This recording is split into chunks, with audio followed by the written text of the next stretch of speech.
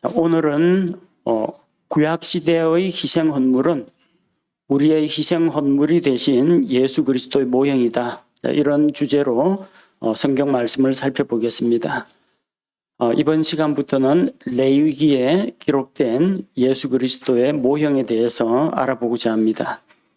구약시대에는 하나님께서 희생헌물을 통해서 하나님 앞에 사람들이 나아올 수 있게 하셨습니다. 하나님께서는 자기 백성과 교제하기를 원하셨고 또 사람과 더불어 연합하기를 원하셨습니다. 그러나 죄로 인해서 하나님과 사람 사이에 이 관계가 깨어졌고 단절이 되었습니다. 그래서 하나님 앞에 나아가기 위해서는 반드시 죄 문제를 해결해야 했습니다. 죄의 삭은 사망입니다. 즉 죄의 대가로 생명을 바쳐야 한다는 겁니다. 그런데 그 생명은 사람에게 있어서 가장 소중한 것입니다. 사람이 온 천하를 죽어도 자기 생명을 바꿀 수는 없고 자기 생명을 구할 수가 없습니다. 그래서 만약 사람이 자기 죄에 대해서 자기가 죄값을 치른다면은 다 죽어서 멸망하는 수밖에 없습니다. 그래서 하나님께서는 사람들의 죄를 대신해서 죄 없는 짐승의 생명을 대신 바치게 하셨습니다. 자, 짐승의 생명은 무엇입니까? 육체의 생명은 피에 있고 그래서 피가 혼을 위해서 속죄한다고 했습니다. 죄를 지은 사람의 피 대신에 죄 없는 짐승의 피를 바치게 하셨습니다. 레위기 17장 11절에 이는 육체의 생명이 피에 있기 때문이니라. 내가 피를 너희에게 주어 제단 위에 뿌려 너희 혼을 위해 속죄하게 하였나니 피가 혼을 위해 속죄하느니라. 죄를 지은 혼은 지옥에 들어가서 그 혼이 형벌을 받아야 합니다. 근데 그 혼이 지옥 형벌을 면하는 길은 생명을 바치는 것입니다. 자기 생명 대신에 짐승의 생명, 그 생명을 나타내는 피를 하나님 앞에서 바쳤습니다. 레위기에는 율법에 따라서 하나님 앞에 드리는 5가지 헌물이 기록되어 있습니다. 율법에 따라서 하나님 앞에 드리는 희생 헌물은 장차 세상에 오셔서 사람들의 죄를 대속하실 그리스도를 하나님께서 미리 나타내 보여주신 것입니다. 그 5가지 헌물 가운데에서 4가지 헌물은 피가 있는 헌물이고 1가지 헌물은 피가 없는 헌물입니다. 음식 헌물은 피가 없습니다. 그건 하나님 앞에 밀가루나 빵을 드리는 것이기 때문입니다. 피가 있는 헌물은 생명을 바치는 겁니다. 짐승의 생명을 바치는 겁니다. 짐승을 가지고 옵니다. 죄를 지은 사람이 자기 죄를 대신해서 대신 죽어줄 짐승을 가지고 옵니다. 자, 오늘날은 이런 짐승이 필요가 없습니다. 예수님께서 십자가에서 우리를 위해서 영원한 구속을 이루셨기 때문입니다. 근데 어쨌든 하나님 앞에 자기 죄를 대신 담당할 무언가가 있어야 됩니다. 구약시대 사람들은 자기 죄를 대신할 희생 헌물을 가지고 왔습니다.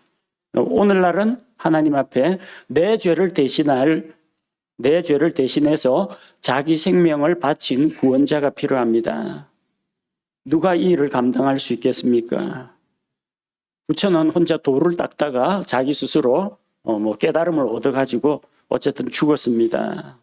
마호메트도 이슬람교를 창시한 사람이지만 사람들을 대신해서 자기 생명을 대신 내놓는 그런 일은 없었습니다. 세상 어디에도 하나님께서 죄 많은 이 사람들을 대신해서 와서 자기 생명을 대신 바친 사례가 없습니다. 오직 하나님의 아들 예수 그리스도만이 우리를 위해서 하나님 앞에 희생 헌물이 되어 주었습니다. 그래서 하나님 앞에 나아가려면 자기 죄를 대신 담당한 구원자를 하나님 앞으로 데리고 가야 합니다. 그분은 유일한 주 예수 그리스도, 그분 외에는 아무도 없습니다. 자, 희생 헌물은 그냥 하나님 앞에서 짐승을 제물로 바치면 된다. 간단히 생각할 게 아니라 일단 짐승을 가지고 옵니다. 가지고 와서 죄를 지은 그 사람이 하나님 앞에 나아가고자 하는 사람이 짐승의 머리에 손을 얹고 안수합니다. 그러면서 자기의 죄를 다 전가합니다. 자기의 죄를 짐승에게 떠넘기는 겁니다. 마찬가지로 사람들의 죄를 하나님께서는 십자가에 달린 예수님께로 다 전가하셨습니다. 그리고 짐승을 잡습니다. 짐승을 죽입니다. 그럼 제사장이 그 피를 번제 제단에다가 뿌리고 제단 밑에 남은 피를 쏟습니다. 그걸로 끝나는 게 아니에요.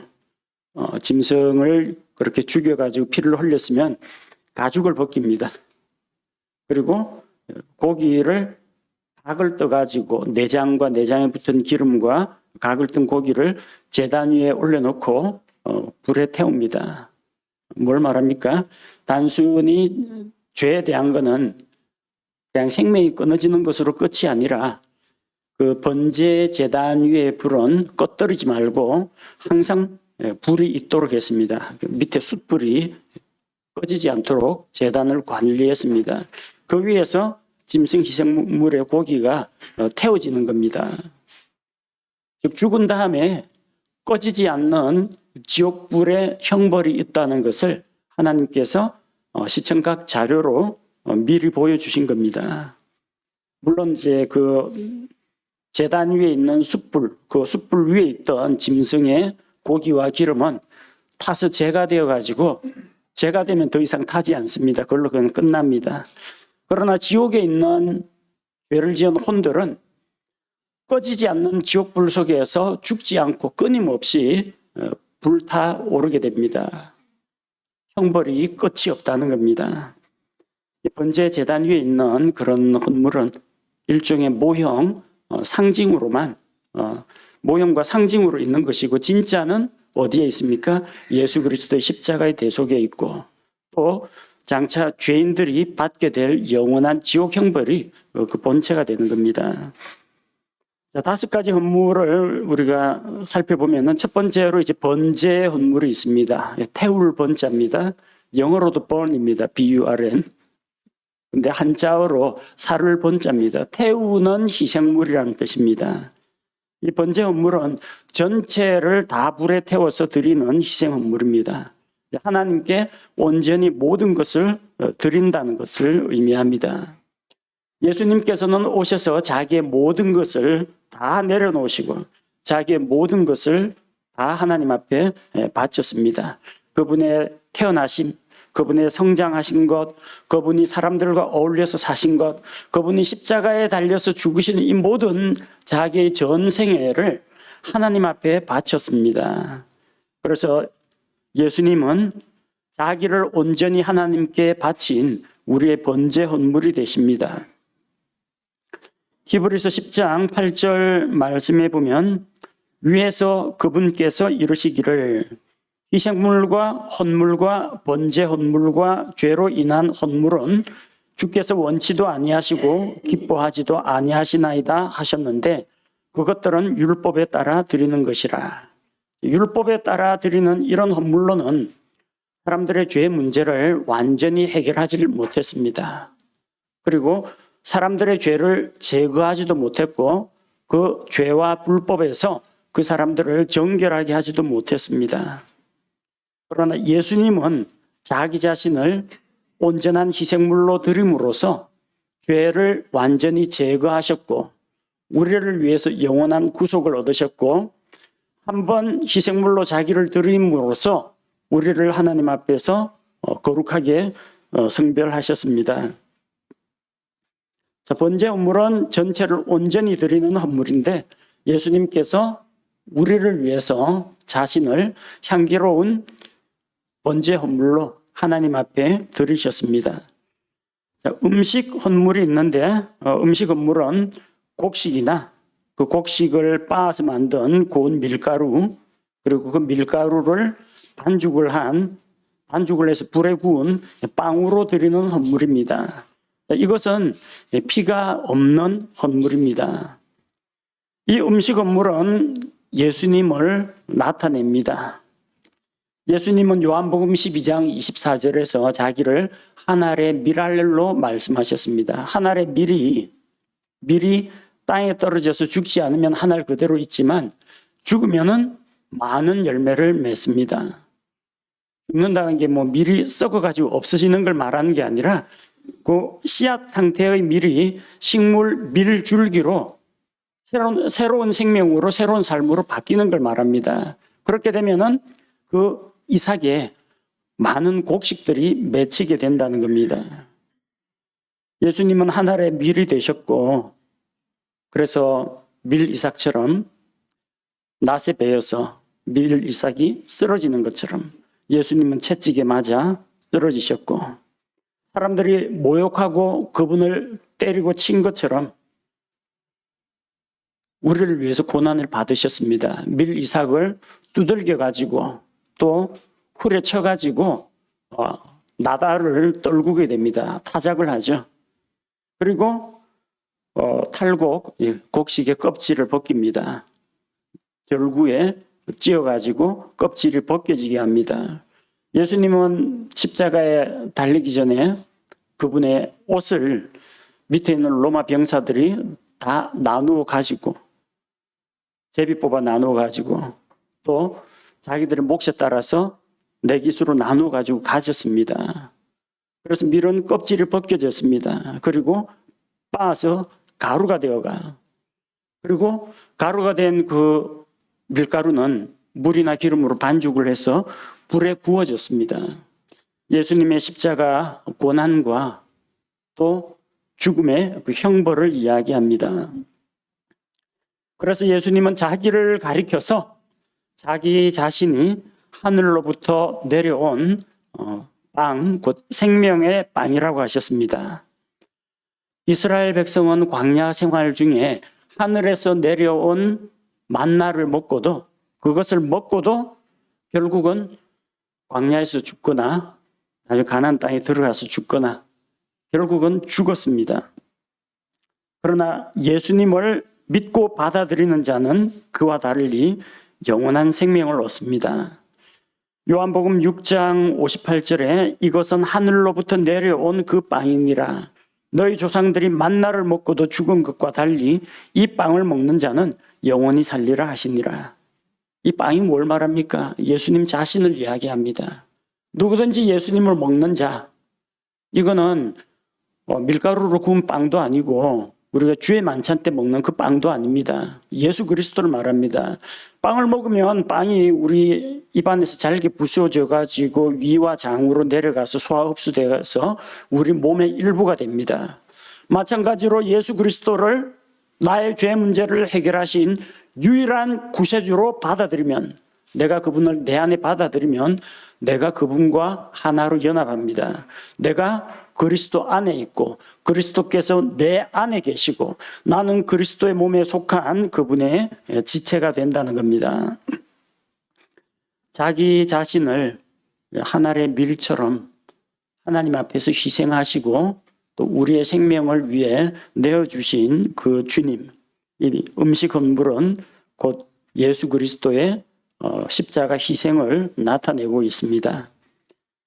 자, 헌물 가운데 또 화평 헌물이 있습니다. 화평 헌물은 죄가 있어서 드리는 헌물과는 다릅니다. 죄가 있으면 의무적으로 헌물을 드려야 됩니다. 그래야 하나님과 관계가 회복될 수가 있습니다. 그런데 여러분, 하나님 앞에 나아올 때 꼭 뭐 죄를 지어야만 하나님 앞에 나오는 거 아니죠? 보통 사람들은 답답하고 아쉬운 일 있을 때만 하나님 앞에 나옵니다. 하나님 도움 없이 내 힘으로 할 것 같다 그러면은 굳이 하나님을 찾지 않습니다. 그러다가 한번 넘어지고 실패하고 내 힘으로는 할 수 없다. 그걸 깨달았을 때 다시 하나님 앞에 나옵니다. 하나님 앞에 여러분 용건이 있어서 나옵니까? 이번에 죄 용서를 위해서 하나님 앞에 희생 헌물을 드려야 되겠다. 혹은 내가 하나님 앞에 부탁할 게 있는데 하나님 앞에 잘 보여야 되겠다. 그럴 때만 하나님 앞에 나오는 거 아니죠? 하나님이 좋아가지고 그냥 나옵니다.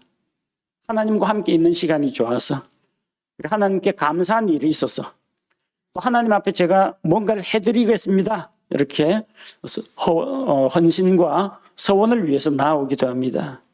그리고 아무리 아무런 특별한 일도 없는데 그냥 하나님이 좋아서 그냥 왔습니다. 충분히 그럴 수 있죠. 하나님 앞에 이렇게 감사하는 마음으로, 자원하는 마음으로, 또 특별한 일이 없어도 자기 의지로 스스로 하나님 앞에 나와서 헌물을 드릴 수가 있습니다.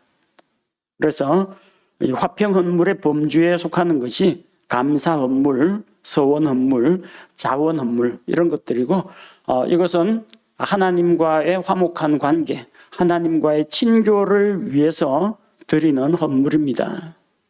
즉 하나님과 나 사이의 화평한 관계를 위해서, 그 관계를 누리기 위해서 드리는 헌물입니다.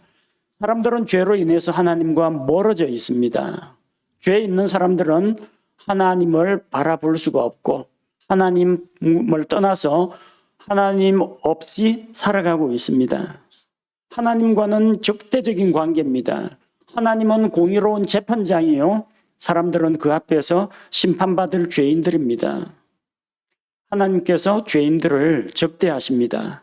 그러나 화평 헌물을 드림으로 말미암아 하나님과 화목한 관계가 회복이 된다는 겁니다.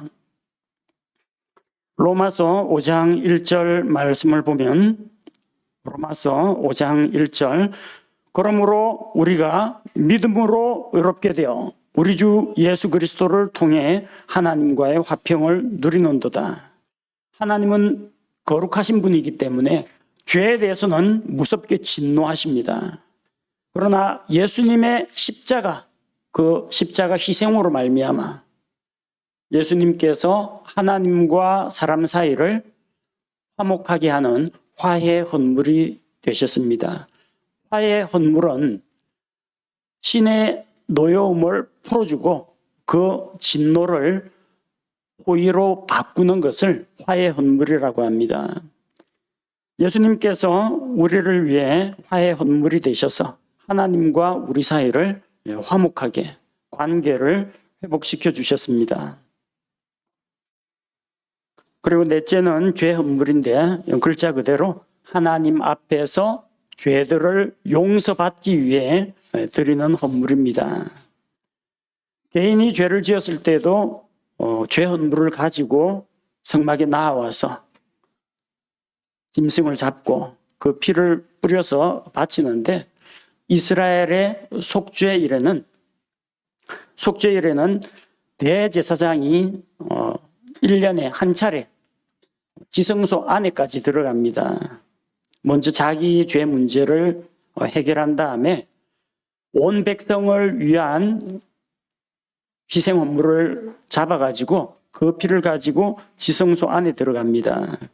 그래서 레위기 16장 15절 말씀해 보면, 그 뒤에 그는 또 백성을 위한 죄 헌물의 염소를 잡아 그것의 피를 가지고 휘장 안으로 들어가서 그 수소의 피로 행한 것 같이 그 피로 행하여 긍휼의 자리 위와 긍휼의 자리 앞에 그것을 뿌릴지니.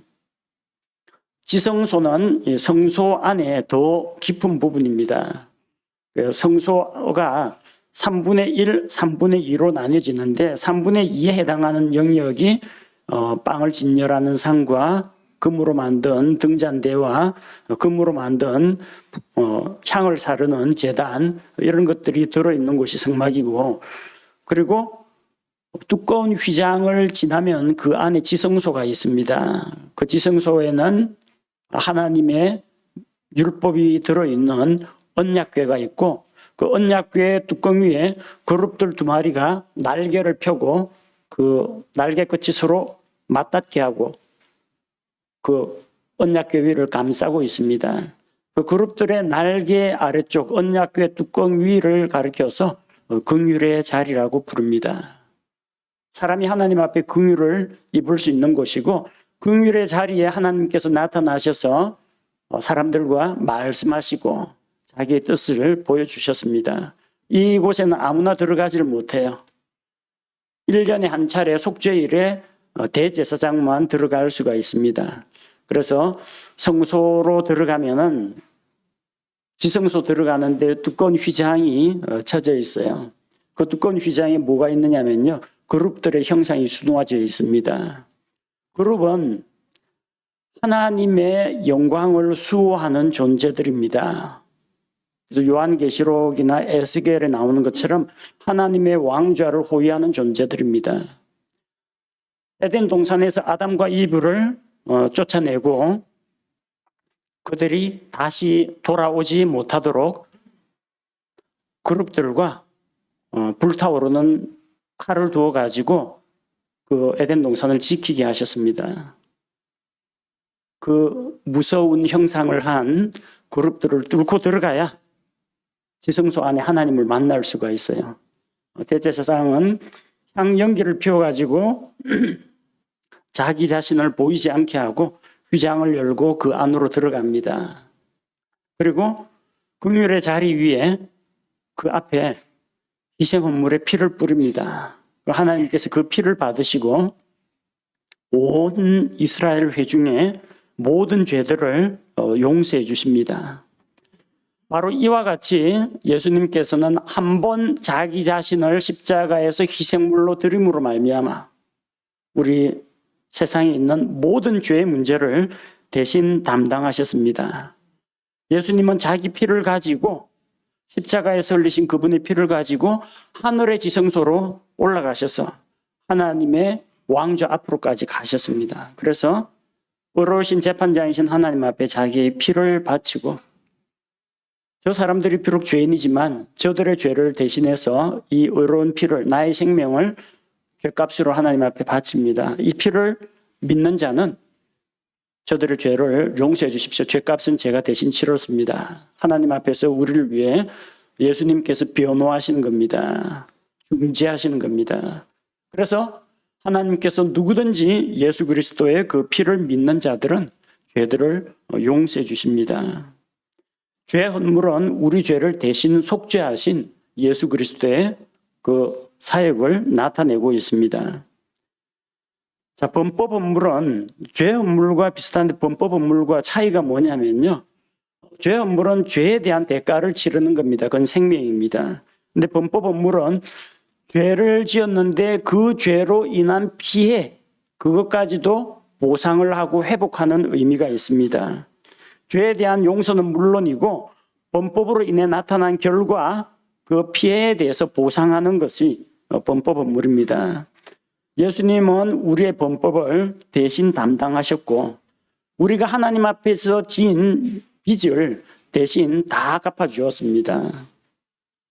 골로새서 2장 13절 말씀에 또 너희의 죄들과 너희 육체의 무할례 가운데서 죽었던 너희를 하나님께서 그분과 함께 살리시고 너희의 모든 범법을 용서하셨으며 완전한 용서 그리고 완전한 피해 회복, 완전한 죄에 대한 보상, 갚음, 빚 갚음이 예수 그리스도의 대속에 있다는 것입니다. 그래서 우리는 하나님 앞에 차마 우리가 갚을 수 없는 어마어마한 빚, 1만 달란트보다 더 되는 빚, 평생 죽었다 깨어나도 우리가 수십 번 죽었다 깨어나서 다시 태어나도 일평생 일해도 절대로 갚을 수 없는 그 중한 빚을 탕감받았습니다. 무엇으로요? 예수님의 십자가 대속으로 말미암아 우리의 모든 죄들이 예수님의 생명의 피로 용서될 뿐만 아니라 우리의 죄의 빚을 다 대신 갚고 하나님께서 이미 다 돌려받았다 하면서 우리 빚을 탕감해 주시는 겁니다. 그래서 하나님 앞에서 우리는 담대히 예수님을 믿고 의지하여 은혜 베푸시는 그분 앞에 담대하게 나아갈 수가 있는 것입니다. 구약시대 이스라엘 백성이 하나님 앞에 드렸던 희생 헌물에는 이런 의미가 있습니다. 이 세상에 오셔서 우리의 죄를 대신 담당하시고 자기의 생명을 하나님 앞에 대신 바치시고 우리를 위해서 대신 속죄하시고 우리의 죄를 완전히 제거하시며 우리를 영원히 온전하게 거룩하고 정결하게 하시는 예수 그리스도의 사역이 바로 레위기에 기록되어 있는 희생 제사를 통해서 나타났습니다. 하나님께서는 이것을 성경에 기록해 두심으로 장차 오실 메시아를 멀리서 바라보고 소망하게 하셨습니다. 물론 예수님의 십자가나 교회나 이런 것들을 구약시대 사람들이 다 알고 있었던 건 아니지만 희미한 그림자요 모형을 통해서 오실 메시아를 우리에게 계시해 주신 것입니다. 우리는 참 은혜로운 시대에 살고 있습니다.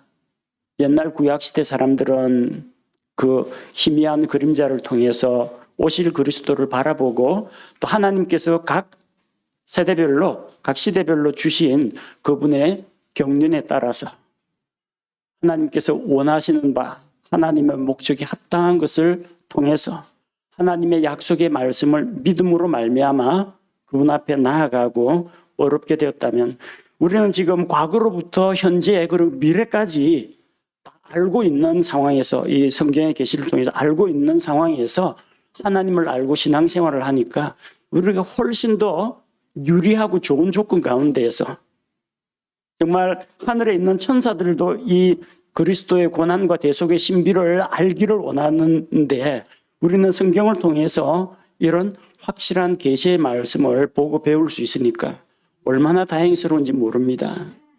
우리 옛 조상들 보십시오. 아직 복음이 전파되기 이전에 이 땅에서 살았던 그런 사람들, 우리는 자꾸 그 사람들은 어찌 됩니까? 이순신 장군은 세종대왕은 그분 걱정하지 마시고 여러분 걱정이나 하세요. 여러분 당신 걱정이나 하셔야 됩니다. 그 사람들은 몰랐다 그렇다 치고 그러면 하나님께서 그분의 선하신 계획과 뜻 가운데에서 일체 불평불만 안 나오게 알아서 심판하실 것이고 남아있는 우리 이 시대의 사람들은 복음의 말씀을 듣고 어떤 반응을 보여야 할 것인가. 옛 조상들 안타깝게 생각하지 말고 지금 현재 우리와 같은 시대에 살고 있는 우리 같은 세대에 살고 있는 이 사람들을 우리가 불쌍하게 여기고 그들에게 예수 그리스도의 복음을 전해야 한다는 것입니다. 함께 기도하겠습니다. 하나님 아버지, 구약시대에는 희생 헌물의 피를 통해서 사람들의 죄를 덮어주시고 또 하나님께서 그들의 죄를 용서해 주셨지만 그들의 죄가 제거되지 않았고 그들이 깨끗하게 되지는 않았습니다.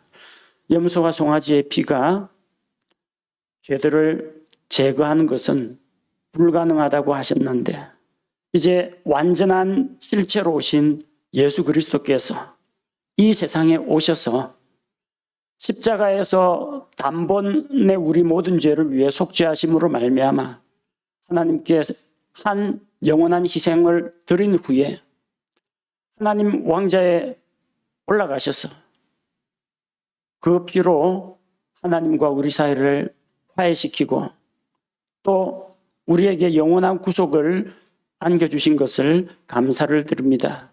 이제 구약시대의 어떤 희생헌물이나 구약시대 율법이나 제도를 통해서가 아니라 오직 한 길, 주 예수 그리스도를 자기의 구원자로 믿고 받아들임으로 말미암아 죄에서 떠나 하나님께로 돌아와 하나님의 백성, 하나님의 사람이 될 수 있게 하시니 감사드립니다. 이 은혜의 시대에 우리가 행한 선행이나 공로가 공덕이 없을지라도 예수 그리스도를 믿는 믿음을 통해 구원해 주시는 은혜에 감사를 드리며 우리 주 예수 그리스도의 이름으로 기도합니다. 아멘.